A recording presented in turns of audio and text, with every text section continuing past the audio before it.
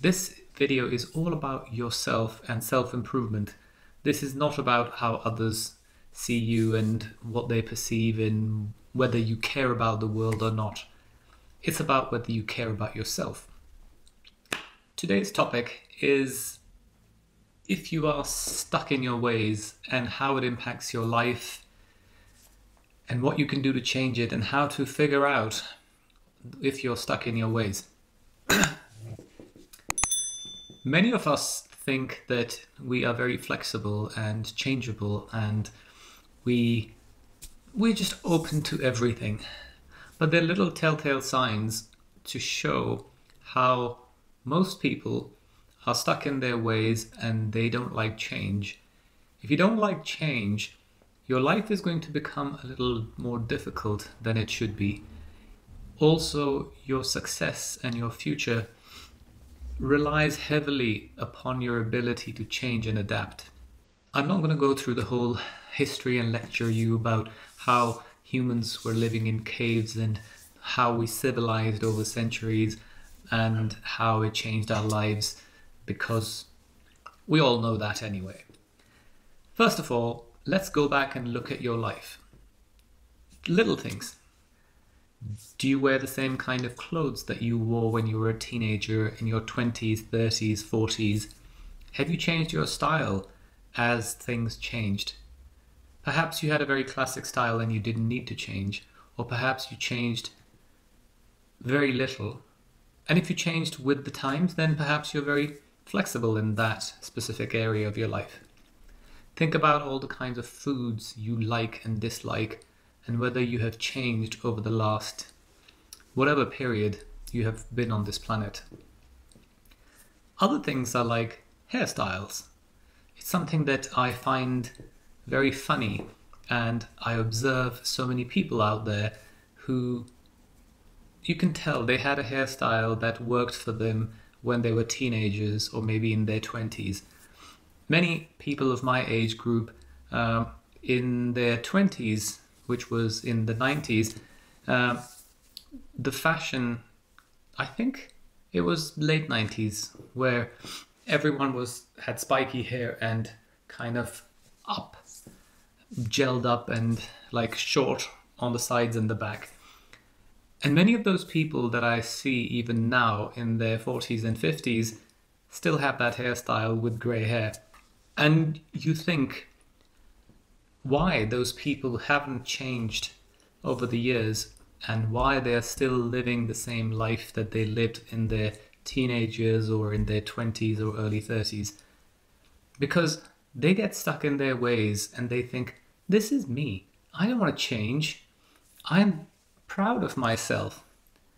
Pride and stupidity are two different things.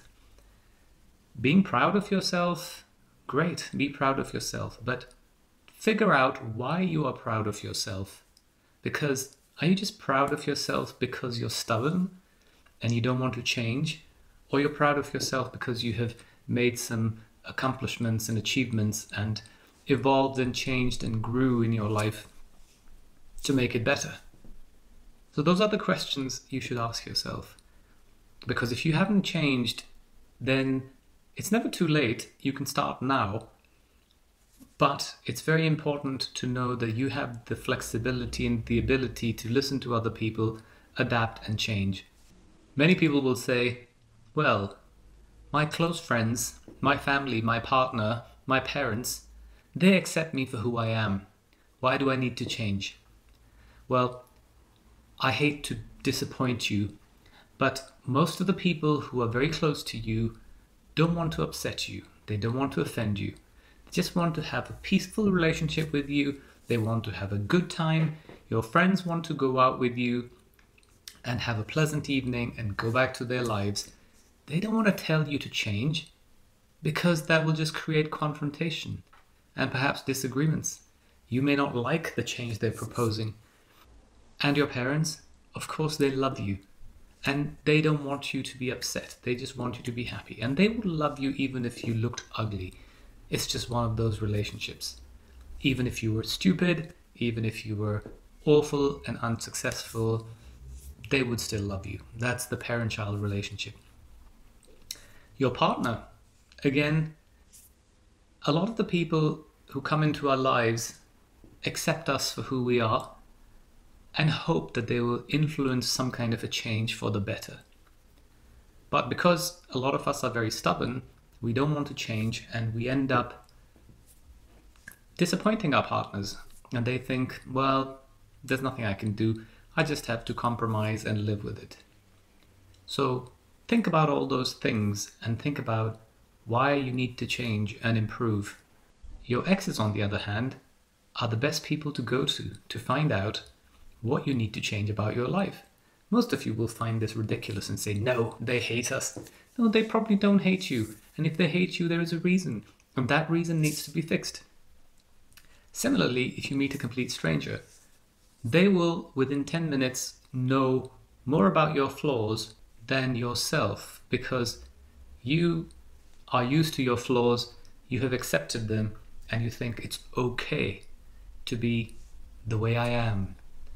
If you look at the number of people on the planet, the number of years or millennia we have been on this planet, there is no such thing as originality. Someone somewhere has done what you're doing, or they're going to do it, or have done it in the past. So this whole idea of this is me, original, well, I say to you, if you want to be really original, then please walk around naked, because you came into this planet, you were naked. You couldn't speak, so you learned a language. You shouldn't, because that's change. That's not being original. You just drank milk and didn't have any manners, weren't educated. Drop all of that, only then you can be original. We are all about improving and changing and growing. So stop telling yourself that I am fine the way I am because this is me and I'm original. Because you're not special. You're only special if you change and improve. Finally, I've said this in my other videos in the past, you need to understand who your real friends are and who are enemies disguised as friends. If one of your friends is direct, blunt, critical, and makes the effort to tell you how to change and improve, then they are the real friends, because they are risking the friendship. They're going out of their way and risking a conflict and going through the trouble of telling you what to do and how to change. It doesn't mean that you have to listen to everyone and change yourself and become this non-person who is not you. But you should listen to people instead of thinking that, oh, this person is too critical and they're too blunt because they're jealous or they're not happy or they're just taking it out on me because their own life is miserable, and all of those things that people come up with these excuses.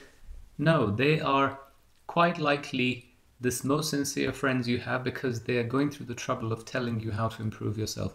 Of course, they have to be diplomatic and they have to do it in a way that is good and acceptable.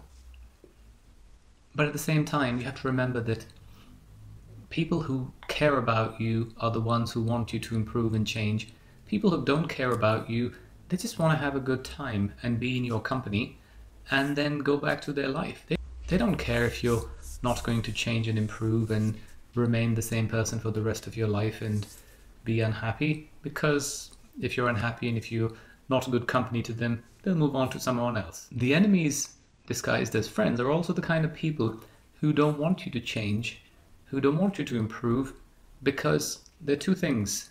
One, they'll be left behind, and two, it will remind them of their own failures and why they couldn't change and improve and are stubborn, and therefore their lives are stationary and stagnant, which is why if you're in the same boat as them, they feel they have company.